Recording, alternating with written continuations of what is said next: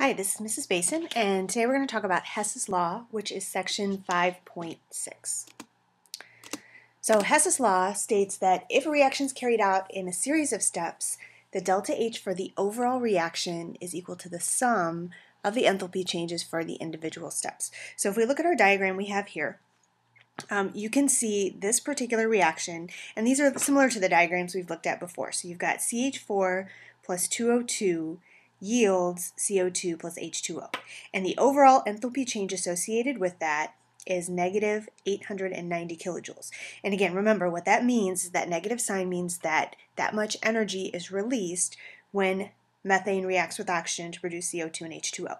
Okay, so up to this point, we've looked at these reactions as basically one step.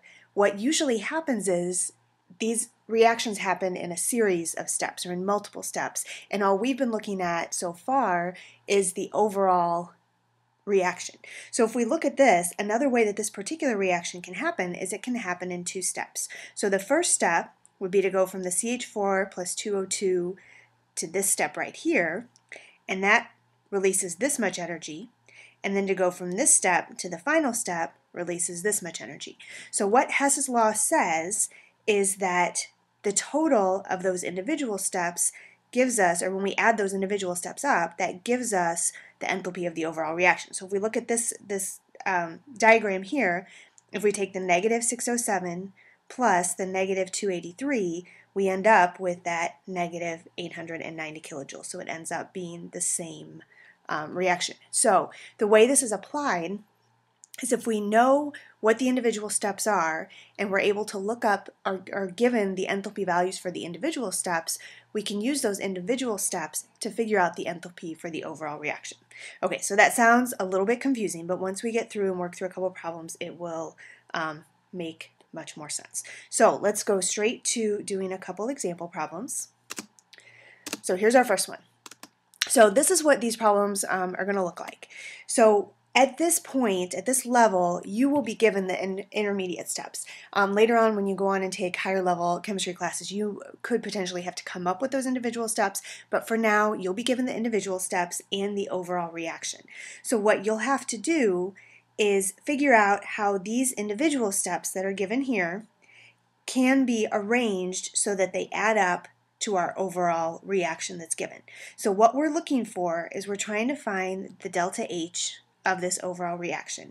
And what it's telling us, given this information, is that this reaction happens in two steps. And these are our two steps that are given right here. They've also given us the enthalpy associated with those individual steps. And again, that's something that would be given, or you would be given access to a table so that you could find that information. What you have to do, though, is you have to figure out how can these two steps add up to give me this overall reaction.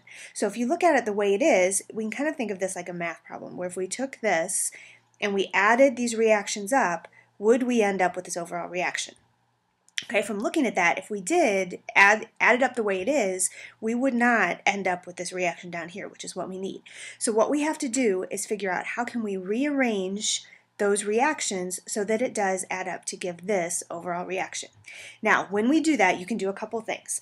The first, simplest thing you can do is you can reverse the reaction. And like we've talked about before, if I reverse a reaction and flip it and make this CO2 yields C plus O2, then I would have to reverse the sign of the delta H. Okay, so if you reverse the reaction, it reverses the sign of the delta H. So that's one possibility, one thing you could do with these intermediate steps. Another thing you could do is you could multiply the substances by a coefficient. Okay, so say I needed 2 C's and 2 O2s and 2 CO2. So I can multiply those. Whatever I multiply, though, I have to do it to the whole equation. Same for the whole thing. So I would add the coefficients, but then whatever I multiply these substances by, I would also multiply the delta H by. You could divide the coefficients by some number. Same deal applies. You do the same thing to the delta H. Okay, again, as we go through these, this will make a little more sense because I realize right now this sounds a little bit confusing. But let's go through and actually look at one of these. Now, to go. Okay, so here's my, the same information, it's just a little bit smaller so that we have a little more room to work. So what we need to look at here is we are trying to figure out what is the overall delta H for this reaction. These are two steps to get to this overall reaction. So what we have to do is figure out how can we rearrange these steps so that they add up to give us this overall. So when we start looking at this, you're going to start looking at what is a reactant, what is a product. That's going to help me decide if I need to flip something or not. So in this case, carbon is a reactant, which it is here. O2 is a reactant, and if you notice, O2 is a reactant in both of those, but we only need 1/2 when we finish up here. CO is a product, but up here, CO is a reactant. So that tells us that we're going to have to, at the very least, flip this last equation here. So I'm going to go ahead and rewrite my first one. And I'm going to rewrite my delta H. Now for now, I didn't do anything to that one, so I'm going to leave the delta H the way it is. Okay, the second one, like we just said, we're going to have to flip that so that the CO ends up on the product side. So I'm going to take the CO, or the CO2, and make it a reactant, and I'm going to make the CO plus 1/2 O2 the products. Now since I flipped that, I have to change the sign. So now instead of negative 283, I have positive 283.0 kilojoules. Okay, and so what this is going to do then is this is going to give me the overall reaction that I need. So let's look at how this adds up together.